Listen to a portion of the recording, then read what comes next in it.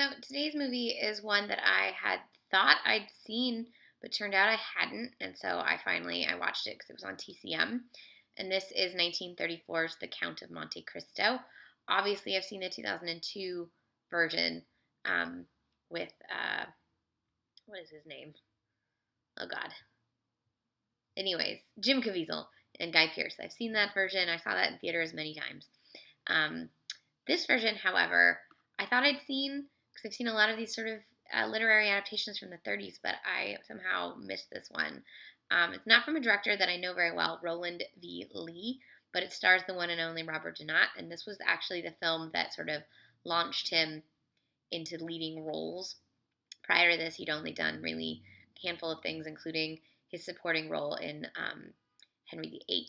So it was really great to see him in this. Originally, this film was supposed to star Friedrich March, and Friedrich March was a great Dr. Jekyll, Mr. Hyde. I don't know that I could see him quite as the Edmond Dantes that I always picture in my head.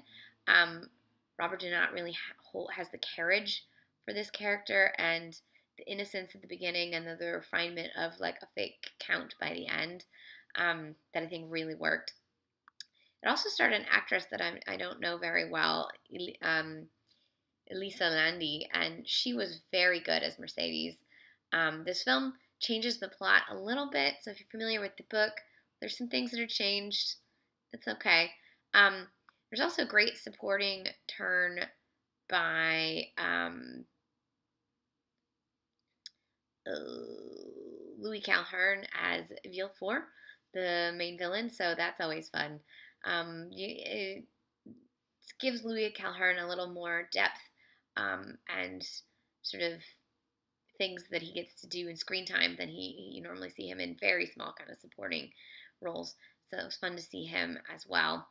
Donat and Landy had really great chemistry, both early in the film when they're in love and going to get married, and then later in the film, her reactions to realizing that the Count of Monte Cristo really is Edmond Dantes is astounding. That's all in her face, and she just does such an amazing job of showing both like shock and love and then anger all in one sort of 10-second moment.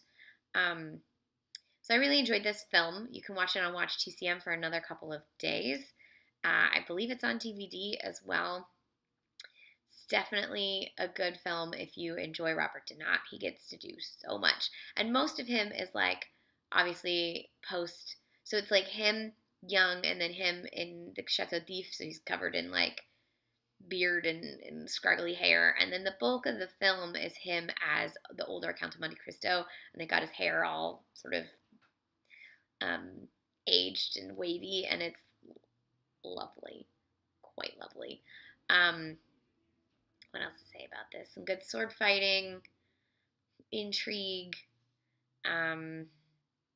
just an all-around good film. I really enjoyed it. So if you aren't familiar with Robert Donat as an actor, or maybe you've only seen the 39 Steps, I have some other, or Mr. Chips, I have some other recommendations as well. So that they are The Citadel and The Magic Box. Check those films out as well if you are interested in seeing more from the one and only Mr. Robert Donat. And if you want to look at hot pictures, I can send them to you. I have a lot. So this was 1934's Count of Monte Cristo, starring the one and only Robert Donat. It is quite good. I highly recommend it.